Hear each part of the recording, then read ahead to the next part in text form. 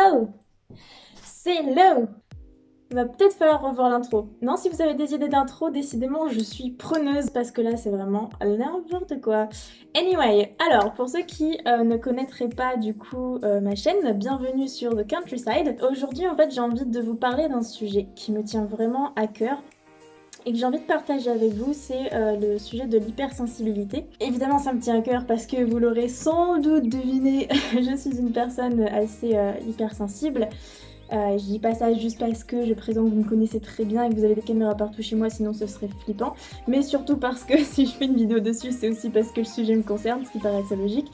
Bref, j'arrête d'étaler ma vie, ça m'arrive beaucoup trop souvent. Si c'est le cas, dites-le moi en commentaire. Ce que je voulais en fait aborder avec vous là-dessus, déjà je tiens à préciser un point, c'est que je ne me considère absolument pas professionnelle dans le domaine. Je ne prétends pas du tout vous donner des leçons ou quoi ni qu'est-ce là-dessus. Je pense que ce point de vue peut être intéressant autant pour des personnes qui sont hypersensibles parce que le vivant tous les jours, je trouve que ça peut avoir des avantages, mais c'est aussi beaucoup beaucoup d'émotions, beaucoup de fatigue et c'est un certain poids en tout cas sur les épaules. Donc rien que pour ça, c'est vrai que je voulais faire cette vidéo aussi pour apporter mon soutien à ces personnes-là qui ressentent de l'hypersensibilité parce que c'est vraiment pas évident à vivre tous les jours et il faut en fait apprendre à s'adapter pour vivre avec. Mais je pense aussi que ça peut être intéressant pour des personnes qui sont pas forcément hypersensibles et qui ont des personnes de ce type-là dans leur entourage et du coup qui pourraient apprendre un petit peu peut-être à les connaître ou en tout cas à essayer de comprendre leur point de vue à travers cette vidéo. Donc voilà, je vais commencer tout de suite les différents points. Je ne les ai pas comptés mais il y en a quelques-uns sur l'hypersensibilité. C'est parti. Alors la première chose pour moi c'est que C'est que j'ai plus de voix.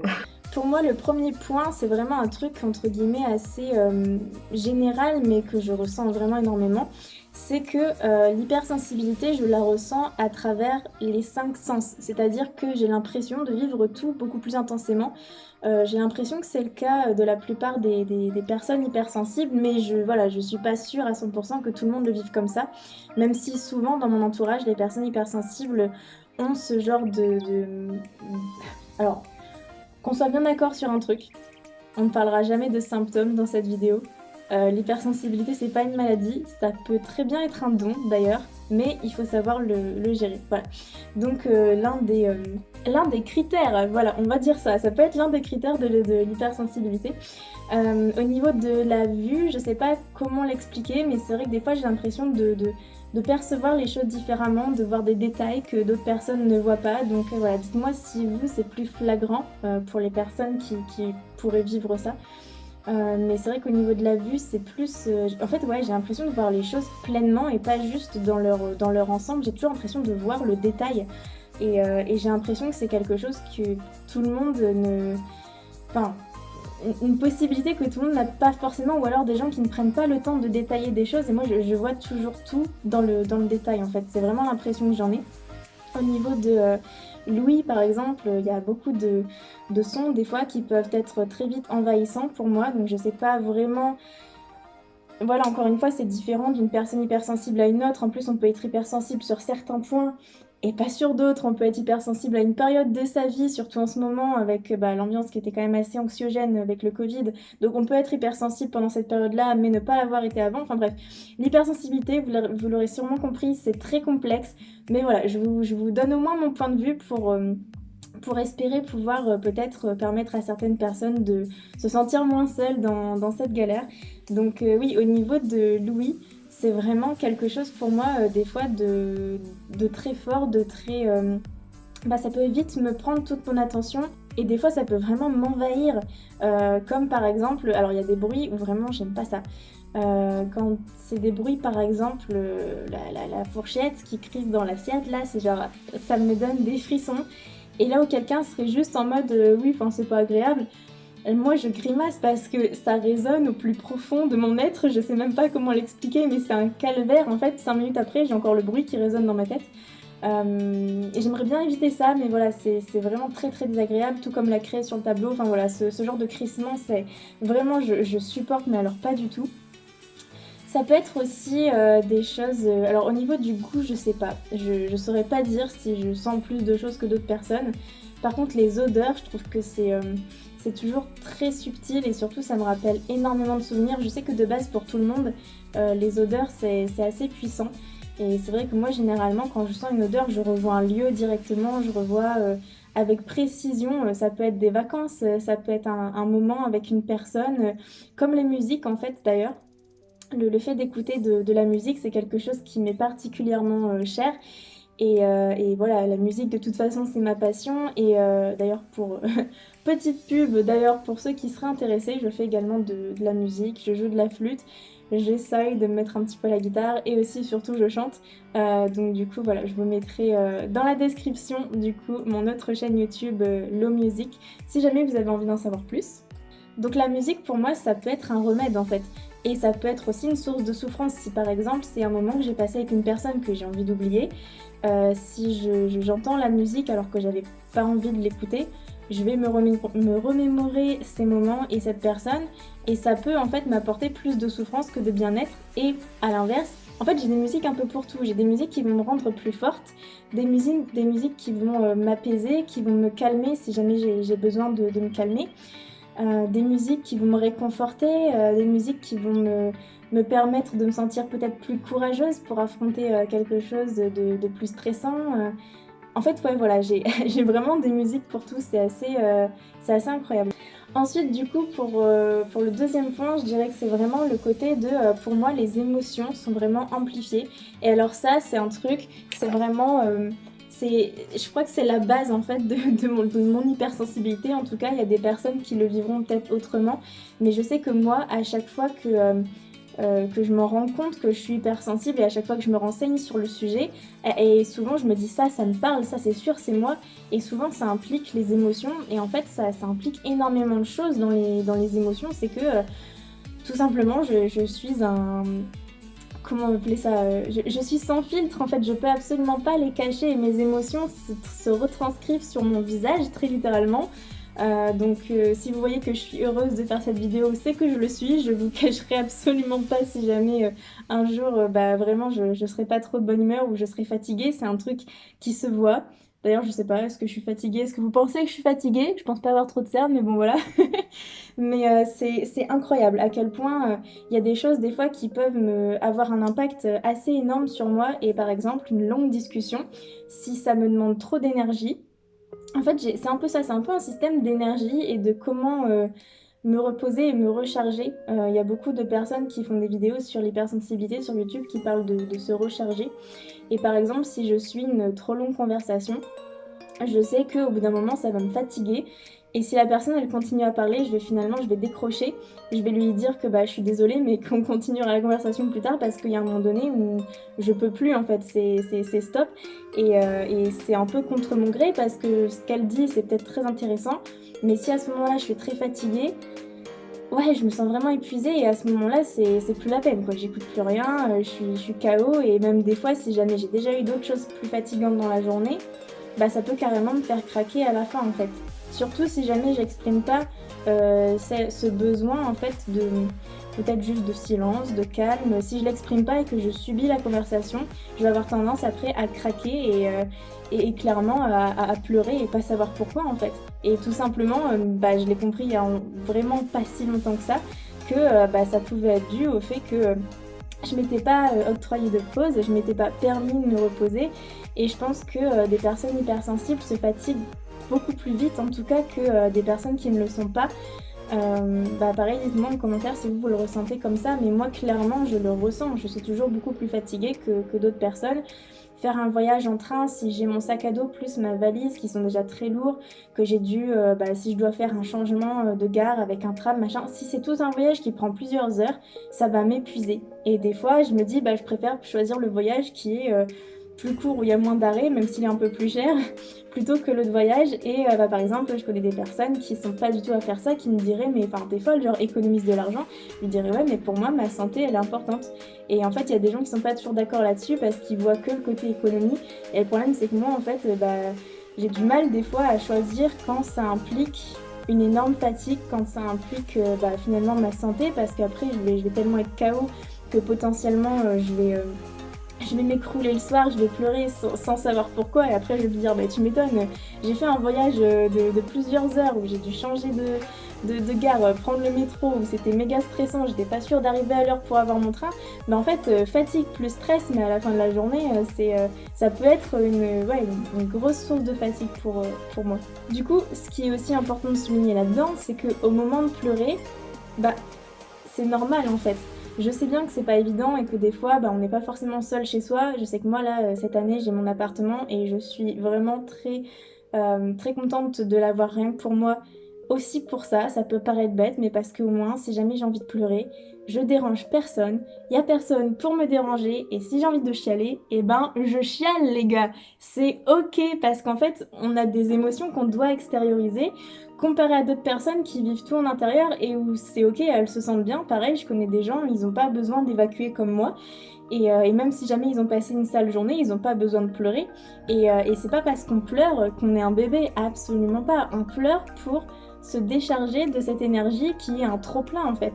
Donc voilà, si jamais vous êtes du genre à culpabiliser, et ça sert à rien en fait, laissez-vous pleurer, vous avez tout à fait le droit de pleurer, et même vous vous sentirez mieux après parce que vous serez libéré de ce poids en fait qui reste en vous, et plus vous essayez en fait de retenir vos larmes, bah plus vous allez craquer encore plus au bout d'un moment, et peut-être même vous énerver contre des gens. Moi je suis pas trop de nature... comment on va dire ça, j'allais sortir belliqueuse, oui Laurane. Je suis pas trop de nature énervée, mais enfin je peux m'énerver contre moi-même, mais je suis pas une personne qui va s'énerver contre les gens facilement parce que j'aime pas le conflit en fait, tout simplement, donc forcément ça va pas le faire. Mais si vous êtes quelqu'un qui a tendance à s'énerver par exemple, ça peut mener à une dispute et vous allez pas comprendre pourquoi, et en fait c'est tout ce que vous avez stocké, tout ce que vous avez emmagasiné, bah il y a un moment donné ça va péter quoi. Et je pense que ça, même au-delà des hypersensibles, c'est un truc, même si c'est pas une question de pleurer ou pas, c'est important de communiquer, et je pense du coup encore plus pour des personnes hypersensibles. En tout cas pour moi ça me paraît évident que c'est très important, voilà, de parler, de dire les choses, parce qu'on a toujours l'impression de les vivre différemment. Ça veut pas dire que les autres ne comprennent pas, peut-être que pour certaines choses ils vont avoir du mal à les percevoir comme nous, mais c'est important d'essayer de leur expliquer comment on ressent les choses, parce que sinon il y a peut-être des moments où ils vont être maladroits avec nous, où on va être maladroit avec eux, parce qu'il y aura ce petit décalage de l'hypersensibilité qui sera vécu différemment en fonction de si on l'est et si on l'est pas. Donc dans la même idée, c'est important de ne pas essayer de contrôler ses émotions, mais de les accueillir. À un moment donné, j'étais un petit peu dans le mal, donc je suis allée voir une psy pour ça, et ça a été son conseil par rapport à mes émotions, pour pas vraiment les réguler, mais plutôt voilà, vraiment essayer de mieux vivre avec, en fait, de mieux vivre avec cette sensibilité. Et vraiment c'est l'idée, de pas essayer de contrôler ses émotions, mais simplement de les accueillir, et vous verrez que déjà rien que cette tournure de phrase, ça vous permettra déjà de vous sentir un peu mieux et de vous sentir peut-être plus légitime de ressentir ce que vous ressentez, parce que si vous le ressentez, c'est pour une raison précise et c'est normal. Un autre point aussi du coup, c'est, et souvent c'est le cas, même si c'est vrai que moi ça dépend des situations, il y a des personnes hypersensibles qui peuvent être mal à l'aise dans un groupe, et c'est vraiment la question du rapport avec les autres. Alors c'est vrai que moi ça dépend énormément, parce que je suis une personne très sociable et j'adore en fait avoir du monde autour de moi, mais pour une période limitée.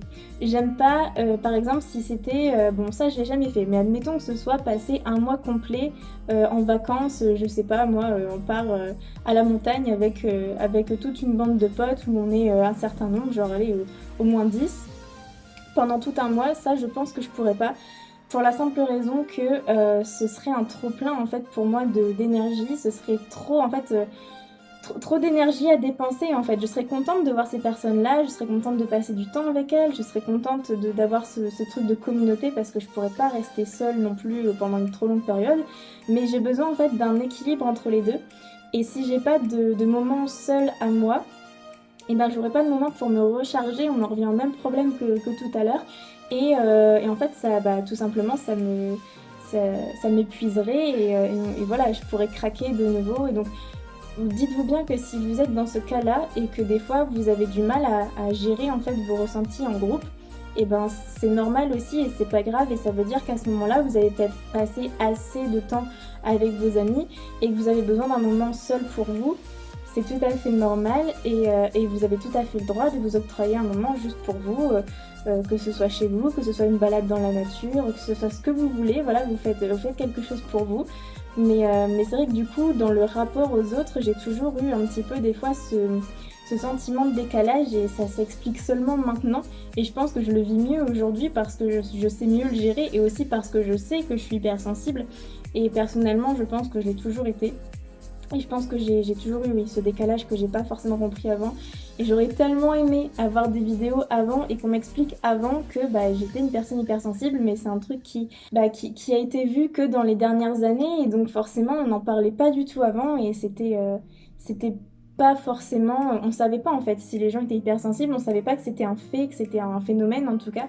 Mais oui, c'est quelque chose que j'aurais bien aimé avant. Donc si jamais cette vidéo peut aider des gens, franchement, j'en serais ravie parce que l'idée c'est aussi de partager pour montrer que bah il y a des personnes qui le vivent et qu'il faut juste, entre guillemets, je dis juste, hein, il y a toujours des jours où je craque, il y a toujours des jours où c'est pas facile, mais il faut vraiment essayer d'apprendre à vivre avec et de mieux, en fait, d'apprendre à se connaître en passant un peu du temps seul, en essayant de gérer, en essayant de se rendre compte comment on réagit et pourquoi. En fait, être à l'écoute de soi, c'est très important parce que plus on sera à l'écoute, plus on va essayer de détecter les petits trucs chez nous qui font qu'on est content, qui font qu'on est triste, qui font qu'on est en colère.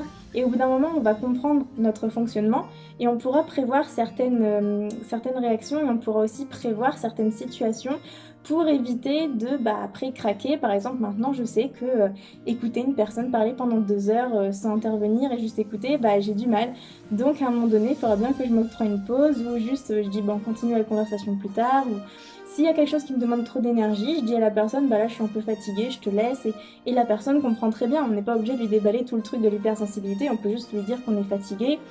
Et on se prend une pause et c'est tout à fait ok. Dans l'idée d'être un peu mal à l'aise dans un groupe, il peut y avoir aussi la peur de ce que les autres vont penser. C'est vrai que ça peut être un petit peu pour tout le monde en général, mais les personnes qui sont hypersensibles ont souvent la peur du rejet parce que justement elles sont un petit peu différentes et c'est vrai que moi j'ai toujours eu peur de ne pas être acceptée dans un groupe. Peut-être aussi parce que j'avais du mal du coup à gérer cette situation, donc c'est vrai que c'est pas évident. Mais encore une fois, communiquer, c'est vraiment important. Des fois, on a l'impression que les autres nous jugent d'une certaine façon, pensent ceci ou cela de nous, et en fait, pas du tout. Donc c'est pour ça que c'est vraiment important d'en parler, d'essayer de voir comment les autres perçoivent ce qu'on fait, et peut-être que vous vous rendrez compte que leur vision des choses est pas du tout ce que vous imaginez dans votre tête, parce qu'on est vraiment doué pour imaginer des scénarios qui sont vraiment n'importe quoi. Un truc qui peut peut-être vous aider, moi je sais que j'aime beaucoup écrire et je pense que ce soit écrire ou écrire dans un journal, je veux dire, écrire un roman, écrire une chanson ou même dessiner, enfin je pense que dans tous les cas, ou même danser, je pense que dans tous les cas, n'importe quelle forme d'art ou quelque chose, vous pouvez vous exprimer parce que c'est vrai que souvent les personnes qui sont hypersensibles sont assez... sont souvent des personnes artistiques qui aiment beaucoup voilà, que ce soit le monde de la musique, de l'écriture ou autre. Mais je pense que c'est important de pouvoir s'exprimer, soit à travers ses pensées, soit à travers son corps. Je pense que ça peut vraiment aider par moments où on est un peu, justement, où on a un trop-plein d'énergie, on a un trop-plein d'émotions, on est un petit peu noyé dans tout ça. Je pense que ça peut vraiment aider pour le coup d'écrire, de danser, de chanter. En fait, tout ce qui va pouvoir vous permettre d'extérioriser vos émotions. Je pense que ça va vous permettre de faire un petit peu un tri et après vous vous sentirez plus léger, plus calme. En tout cas, ça fonctionne pour moi. Donc voilà, c'est un petit conseil que je vous donne, mais je pense que ça peut vous aider. Un autre point un petit peu moins positif, celui-ci, c'est que du coup, avec cette hypersensibilité, j'ai l'impression que des fois, j'imagine des choses que les gens n'imaginent pas et je vais chercher beaucoup trop loin parce que j'ai un esprit qui veut toujours comprendre ce qui va pas. Mais j'ai l'impression que le fait d'être hypersensible, ça m'aide pas parce que ça fait que je vais chercher beaucoup trop loin. Et des fois, même pour des sujets, on va dire, assez simples, ou en tout cas, même si c'est juste une petite embrouille, mais pas un truc très grave, mais je vais aller chercher encore plus loin le problème pour dire ouais mais là t'as pensé que, ouais mais là t'as réagi comme ça, ouais, et en fait mon cerveau il est toujours en train de réfléchir, il est toujours en train d'interpréter et de surinterpréter des messages, et ça depuis toujours, à chaque fois que j'ai eu des embrouilles avec des amis, toujours, il y avait ce problème d'interprétation ou de surinterprétation et je sais pas pourquoi, mais mon cerveau, il est toujours à chercher et des fois, c'est fatigant. Des fois, clairement, moi, j'en peux plus de moi-même, hein, je me supporte plus parce que à force de chercher, il n'y a pas toujours des réponses à tout en fait et clairement, c'est fatigant que le cerveau fasse ça, mais bah, d'un autre côté, je peux pas tellement le contrôler, donc des fois, je subis un peu ce genre de pensée, mais bon, j'essaie à ce moment-là de me dire que ça sert à rien, qu'il faut plutôt penser aux choses optimistes parce que je suis plutôt normalement une personne assez optimiste. Mais il y a quand même des moments où c'est sûr que bah, c'est pas forcément évident. Du coup, il y a aussi un truc, c'est que je suis une personne très nostalgique. Voilà, je sais pas si la nostalgie est directement liée à l'hypersensibilité, mais pour moi, il y a vraiment un lien parce que, notamment, je vous parlais de musique. Quand je regarde des films, quand j'écoute des musiques, Enfin, il y a plein de choses en fait qui peuvent me rendre nostalgique. Et encore plus que nostalgique, je peux vraiment revivre le moment. Quand je vous disais bah, qu'avec une musique ou une odeur, je pouvais vraiment me retrouver dans un lieu avec une personne, tout de suite je revois exactement l'instant. Et ben, je peux aussi également ressentir des émotions, des personnes que je ne connais pas et qui n'existent pas, d'un film par exemple. Et ça, c'est un truc, je pense que ça en amuse certains parce qu'ils ont l'impression que je me fais souffrir pour rien. Mais en fait, c'est mon côté très... bah, en tant que personne assez sensible, du coup, je compatis énormément avec les autres. J'essaie en fait de me mettre à la place de l'autre pour le comprendre. Bon, des fois j'y arrive, des fois pas forcément, parce que c'est pas forcément toujours évident de déchiffrer tout le monde. Mais j'essaie toujours en fait de me mettre à la place de l'autre. Et le problème, c'est que dans les films, eh ben, on en arrive à des situations où eh ben, je me retrouve à chialer devant une scène qui est genre super triste parce qu'un tel il va devoir partir et que ben, on va jamais le revoir. Et du coup, il y a la petite musique de piano en plus qui fait que bah, genre, c'est super nostalgique et moi je suis pas bien, je suis déjà en larmes en train de me dire bon, je vais devoir aller chercher des mouchoirs parce que là c'est pas sexy. Donc vraiment, ce côté-là, c'est assez fort émotionnellement. Je me rappelle d'une scène en particulier où j'étais au cinéma avec mes parents et à un moment donné, la scène, elle était super forte. Et il y avait un truc à ce moment-là tellement prenant, en fait, tellement fort. Et moi, j'étais pas bien, j'avais peur pour le personnage. J'étais déjà en larmes, hein. Très clairement, j'étais sur le fauteuil, j'étais comme ça en mode... Et vraiment, j'étais pas bien. Il y a mon père à côté qui est mais Laurent, ça va, c'est qu'un film, mais j'étais en mode laisse-moi. Parce qu'en fait, je voulais pas, entre guillemets, aller mieux, j'allais pas mal du tout. J'étais juste en train de me mettre à la place du personnage, mais du coup, j'étais pas bien autant que lui était pas bien. Et en fait, entre guillemets, ça ne sert à rien, ça n'a aucune utilité dans le sens où ce personnage n'existe pas, nous sommes bien d'accord là-dessus. Mais j'ai ce besoin en fait de me mettre à la place des autres. Et le problème avec ça aussi, et c'est pour ça que je voulais en parler, c'est qu'on a tendance à prendre les énergies de beaucoup trop de monde. Genre l'autre jour, je suis allée au parc, j'avais envie d'être seule et de me poser dans un coin. Raté, il faisait beau, il y avait du soleil, tout le monde était sorti se balader au parc, évidemment. Et en fait, il y avait juste beaucoup trop d'énergie partout, dans tous les sens, et ça rebondissait sur moi. Et là où moi, je voulais être tranquille, avoir une énergie plutôt calme, il y a tous les gens qui faisaient du ballon, les gosses qui jouaient, machin, ça criait dans tous les sens. Et genre, là, j'étais complètement dépassée par la situation et je suis juste rentrée chez moi parce que d'un coup, ça faisait trop d'énergie, trop de bruit, et c'est pas du tout de ça dont j'avais besoin. Et le problème, c'est que des fois, on s'en rend pas compte, mais on chope les énergies des autres, et parfois des énergies négatives, et il faut pas les prendre pour soi. Par exemple, j'avais une amie qui, elle est vraiment pas bien, et moi, j'ai toujours été l'amie qui écoute, qui est là pour discuter, parce que j'ai ce caractère où j'aime vraiment passer beaucoup de temps avec les gens pour essayer de faire en sorte qu'ils aillent mieux, essayer de les écouter, d'être là pour eux. Et en fait, à ce moment-là, j'ai juste absorbé toute l'énergie négative de la personne. Et au lieu de la laisser aller, en fait, je l'ai gardée pour moi. Et après, je me sentais mal et je me sentais triste. Mais en fait, cette émotion, elle n'était pas de moi. Elle appartenait à cette personne. Et du coup, même si, je vais pas dire je reste un mur de glace et on s'en fout, je peux être triste pour elle, mais il faut pas que ça me bouffe toute la journée. Parce que c'est pas moi qui ressens ça, c'est elle. Et en fait, ça, des fois, on a du mal à faire le détachement, mais c'est important parce que sinon, on se laisse bouffer. Et c'est comme ça qu'après, on déprime un petit peu, quoi. D'ailleurs, en reparlant de cette amie-là, ça me fait penser qu'à un moment donné, elle était en conflit avec une autre de mes potes. Donc très clairement, moi, j'étais amie avec les deux, et ces deux personnes-là étaient du coup en froid. Et le problème, c'est que Moi je suis, bon, je dis pas que je suis incapable de choisir un côté, hein. S'il y en a une qui merde vraiment, je saurais, le le détecter et m'en rendre compte. Mais en fait, à ce moment-là, pour moi, c'était vraiment une embrouille qui n'avait aucun sens.